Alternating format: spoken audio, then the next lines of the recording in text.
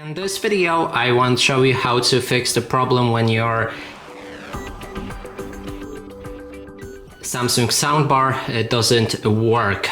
And to do this, you will need to grab your remote and find this button right here. Also make sure that your soundbar is powered on. You can check if it is actually powered on by clicking on the play button right here on the remote.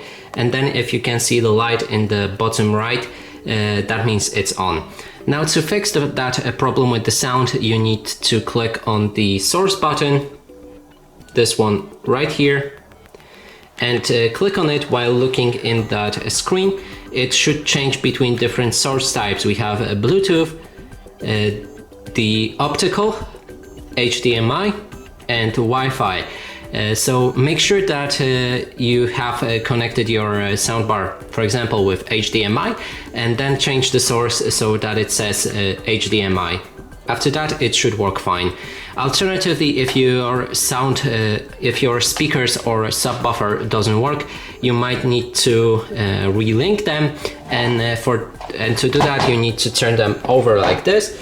And then there's the button right here. Click and hold it for 5 seconds until the LED lamp starts blinking, and then repeat it on each of the device. That means the second speaker as well as the subwoofer.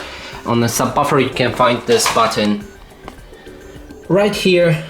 Then after you clicked on each button for 5 seconds, you need to grab your remote and press the up button, hold it for 5 seconds as well, and then it should work fine. And that's it for this video. Hope you like it. Please consider subscribing to our channel, leave a like and a comment below.